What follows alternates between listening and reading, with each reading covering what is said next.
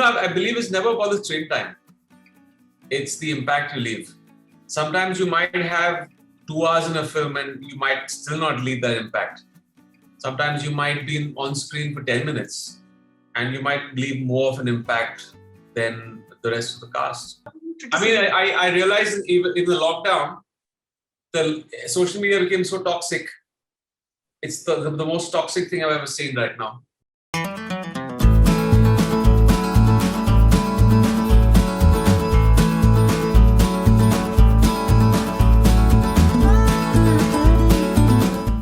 Emraan, do you understand that you're finally able to pull the theater audience back with a film which was long needed? All said and done, we need to grab our popcorns and go back to the theaters to enjoy the 70 screen. Yeah, I mean, it's been a long time. It's been long due that we have films released back in theaters. Our first love, I mean, films are best viewed and enjoyed in theaters. And Mumbai Saga was a film that was intended for the theaters. We would be doing the film, the crew, the cast, a disservice if we released it first on the small screen. So we felt that although risky, the producers felt that we should put it out the way it's intended to be put out in theaters. And yeah, I mean, we still have cases. COVID is still a reality, but people have supported it and they have come. And of course, safety measures are in place. The theater owners have done everything to get people back in the halls. And it'll be like I guess it's inching back to normalcy in a way. And it's good that we kind of started it as the first big film to release in theaters. So yeah, I'm happy about that. And the run is not stopping there. You have Chehre in another couple of weeks, and that too, Mr. Bachchan. Do you think that you will be able to maintain the momentum with both highly talked about releases? Yeah, it's quite a momentum. I mean, we are out of one and now I'm back into promoting the second one, and it's just in a matter of 19 days. And we've really got great appreciation for the Chehre trailer, which is very heartening, very encouraging. And again, Chehre is a film that the way it's been shot, everything about the film, the sound design, the background score, it just is a film that was again intended for theatrical release. And the producer and the makers felt that we should put it out in the theaters first. So that's what we're doing. So yeah. Emraan, you have your tryst with OTT way back, I would say, the glorious year. Se bhi pehle, you have Bar of Blood. And you were there, you made a mark. And I remember, I may be wrong if I'm asking you this, John recently said a statement, maybe in a just of humor, that some of the films which are not cut for theaters end up being on OTT, particularly per se. But then you have tasted, I would say, both the world's successes. How would you measure it? Do you think it's a parallel way of having the future, OTT and cinema, or is it just one particular way forward? I think OTT is a boon in these times. There are a lot of stories that, these things don't get a theatrical release because there's a perception that theatrical films are a certain kind of film, even more so now in this post-COVID world. And there are so many more filmmakers, there's so many more people who want to tell stories and probably won't get the theatrical avenue and release. So it's great that these filmmakers, these artists are getting to kind of just put their work out there. And they have a platform now and multiple platforms through OTT. So it's great. It's great for the arts. It's great for cinema. And I think both can coexist. There's television, there's your theatrical experience, there's OTT. So, and again, OTT is a completely different experience. If you want to chill at home, watch something with family, friends, watch it alone, watch it on your phone when you're traveling, you have that option now. So it empowers the consumer at the end of the day. It empowers the audience. Emraan, taking ahead, it empowers the audience. It also puts a responsibility now, I think, on the creators per se. Like even when you are picking up maybe your films, do you think there is an additional responsibility if you're aiming for the theatrical? It has to have that kind of pull to, entice your fans and audience to Yeah. come spend the money and watch a film. Yeah, that's become tricky. It's become, I can't really answer that question clearly of what is that kind of film that would entice the audience to come and buy tickets and watch a film. Yes, tentpole films, big budget films are definitely the ones that will always entice people to kind of put their hand in their pocket and pay for those tickets. But will those intimate stories still find their way for a theatrical release? I don't know. I don't know if that's going to be a tough call in the months ahead or the years ahead, because people have already seen it and can see it on OTT. Will they pay for an additional? I mean, logic says probably not. So what exactly would work in theaters now? So I don't know. I can't answer that question, but we will find out. What are those films that are quote unquote theatrical films? So that we'll have to wait and see. Imran, you realize in next around just 2 years, you're completing 2 decades in Bollywood. Oh, I didn't think of it that way, but yeah, it's quite unnerving when you realize that you're growing old. When fans come up to you and when they're clicking photographs, they actually tell you that I've been watching your film since I was a kid. I've been a fan of you since I was a kid, and that's heartbreaking. Is it heartbreaking because No, you realize that how old you've become. Yeah. I was going to say, do you realize it's heartbreaking even for the fans also, particularly? We have seen you grow up in that, what should I be saying, the musical romance era, which you were dominating. Like there was a time when there was nobody who could do the musical romances better than you. And today we have you here. Yeah, I'm just happy to kind of still get a chance to work in movies and work with great people and, evolve through the films, having cinema kind of see it change and grow over the years. So I feel I'm very fortunate to find myself here after 20 years and still have an opportunity to work with really good people. Imran, if I trace back 20 years in a loose manner, if I should say, there have been films of all kinds. What started with romance to massy entertainers. There were some beautiful projects like Shanghai, Tiger, which I later found on web, loved it, of yours.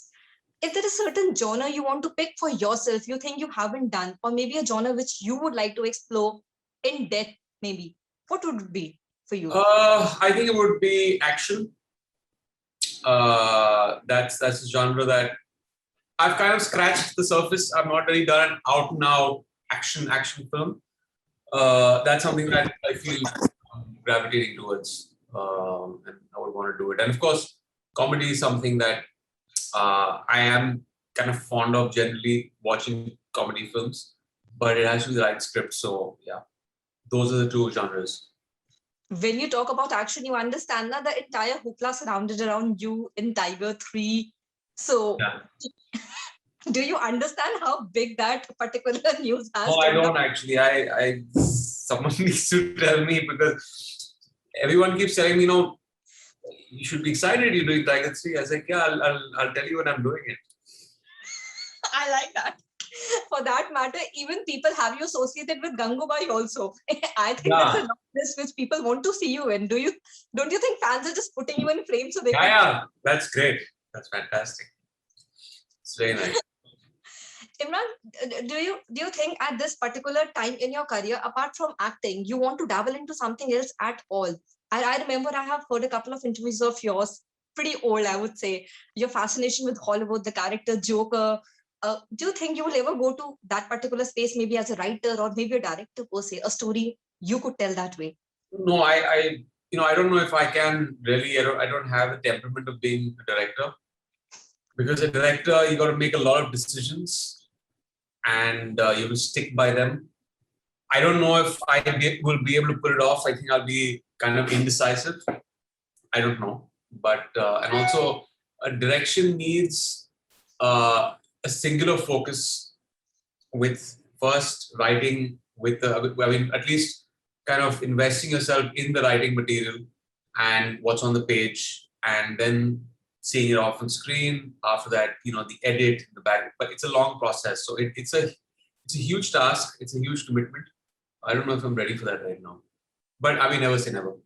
Never say never. Imran, also one thing which has stayed with you throughout, you are never there out in the media, even when the social media is reaching, I would say, to sky and leaps and bounds. It is difficult to find you. You take some time to come out and bless your fans, I would say, with your Social presence media? on your No, feeds. I'm there on social media. I'm not insanely active. You're barely active in Imran, I can say that. It's very rare to see you being active on social media. On social media. I'm more active than a lot of other actors who were not even signed on to social media. I mean, I'm not the kind of person who would put out stuff about my personal life. I don't like sharing it. But I don't know. I'm kind of fairly active. I don't know. I asked you because I was reading in one of the comments that they would like to see more of you. So I thought I'll ask you only that. Yeah. You like to I mean, if you see more of me on social media, then I guess I leave that for screen, right? I mean, then I feel that kind of loses its thrill. But again, there are different times. No one knows what's right or what's wrong. I think this is my take on it. I like to just put out this much on social media and not go insane and ballistic about what I'm eating and where I'm going. I'm in this restaurant now, and I don't know. I don't know if I don't, because even as a I don't know how people would consume that. I don't know. It's just, for me, it's not. Why would you put out stuff like that? So at least I'm not the kind of actor who do that. You don't need to have an opinion and perspective about everything. And opinions are very tricky on social media. And I don't know what would come out of that, out of putting an opinion out there, because fine, it's an opinion that's out there. Okay, great. It's an echo chamber. What comes out of it? Nothing. You just get probably people who are like-minded. They'll follow you.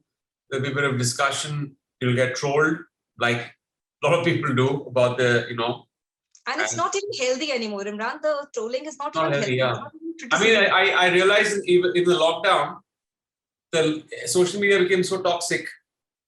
It's the most toxic thing I've ever seen right now, with things that are social media, and let's backtrack a little bit more. Completely agree, because sadly people have opinion about anything and everything which not even concerns them. So yeah, that's true. And over the years, if I may have to ask you, do you think your the way of picking up a script or choices of script has evolved equally? Because are you drifting towards not a particular central part, as we call them, or just a poster boy role? You're drifting towards parts which attract you more. I mean, it's not from now. It's from my first film. I have no problem playing a strong character in the film. I have no problem being central role. It's what I find interesting in the film. Like, my first film was a supporting hero. Yeah. But I made an impact with that. Murder, I played a villain, right? And when I was also a certain peak with, after 2-3 super successful films, I did a dirty picture. That was again, a character-driven thing, and it was this kind of a supporting role to the main protagonist. I never see things like that. I mean, if I like the material, if I like the story, the character, I would readily get into it. So, like, for example, for a film like Mumbai Saga, the protagonist, the film starts off with John, and then this strong kind of character, you might call him an antagonist. I don't know if you can call him an antagonist. It's just this counterforce comes into the film. And then there is a film like Chehre. He is the protagonist of the film. There's Ezra, which is the protagonist. But I would very well do a film again where there's a strong character and it's a supporting thing. So I'm not like, I believe it's never about the screen time. It's the impact you leave. Sometimes you might have 2 hours in a film and you might still not leave that impact. Sometimes you might be on screen for 10 minutes and you might leave more of an impact than the rest of the cast. And that's what I've always felt from the first film, you know? I think I have to just say one thing for you. Maybe my observation can be wrong. You are not scared to play your age, if I have to put it that way. Like I have named all the years I have seen. It's just a progression. You're not like going backwards and doing the particular thing. I remember you recently gave some interview. You're free of the serial kisser tag, and I was wondering that of course people only progress to a certain way. You just embrace the experiences which come with the age and do such parts. Is it so? Yeah, I mean, I think it's not. Yeah, of course, it's age. It's also maturity. Your liking for films, how you gravitate towards different subjects, that changes with age. We definitely change through our experiences, and that reflects in our work. So I feel, and I've always been a risk taker. For me, it's not just commercial films. I want to grow as an actor, so I'll do an indie film. I'll do a film that's a festival film. I don't really mind that because I feel that's growth for me as an actor. But some actors don't want to do that, and that's fine. I mean, everyone has their own path. Like I would love to see you in as this film we were discussing, The Tiger, which was 2014 one, the film you did, and which released I think a couple of years later. Like those kind of the films, like we normally don't see at that a lead actor, particularly in Bollywood, picking up and doing it. Yeah, like for that in that film, I wanted to work with Danis Tanovic because I had seen No Man's Land, and that's why I wanted to do the film. And I love the subject. That's why I did it. So that was my drive to do that. That was my dream. And before we just say bye, Imran, what exactly is, if I have to ask you, was the highlight of picking up Chehre? Why? Because the trailer is amazing. It's not the kind of thrillers. I don't even know it's mystery or thriller or God knows. I don't know what to put it in a bracket. I was like, what is happening? This is crazy bunch of people coming together, some good actors, and that one night changes the whole scenario. Yeah. Just if you could just take me through Chehre's journey once. Chehre, I mean, it's exactly why I did it. I mean, you said it. It's just this crazy film which is unlike anything they've seen before. It's a courtroom drama, but it's not in a courtroom. It's a game that they play one night in a house. And there's this unassuming guest who gets pulled into the scheme of things. He innocently plays it. And then he realizes what he's got into. And things start unfolding that night. And like the first trailer says, that teaser says that, life में ऐसा कोई बंदा नहीं है जिसने कोई अपराध न किया हो. So for me, as my character, it's like so stupid and ludicrous that everyone would have committed a crime at some point. I have not committed a crime. That's when Amitji's character says that, okay, then why don't you come into the arena and we play out this courtroom game. So he's grilling me and through it. And Anu Kapoorji is the defense lawyer. And of course, there are other characters in that house also. So slowly you start realizing what's happening, where I've come from, what that story is, and that unfolds. So I found it extremely interesting. It's unlike anything I had seen before on screen. And of course, also getting a chance to work with Amitji, that was one of my bucket lists, and that's great. It's a dream come true. And great support cast. It's a fantastic cast in this. Yeah, it really happens. You get the kind of support cast also, which is equally good to now the film per se. Yeah. Emraan, I'm just delivering the messages from fan to you that they are waiting for Tiger's announcement. Let me tell you, that is the common most request I got I was telling the fans I'm interacting with the fans. So I'm like, okay, I'll pass on the message. They're waiting for the announcement pretty soon. I think they're more excited than even anyone else is. Okay. And I hope you get to kick some, real action, kick-ass action, as we say. I want to do an action film. I'm very looking forward to it. I won't mind if you are locking punches with Salman Khan. Like, no harm said and done. Yeah, we'll find out. But thank you so much, Emraan. It was lovely talking to you. It was so easy. You made it just so comfortable. Thank you. Thank you. Cheers. Thank you. Bye.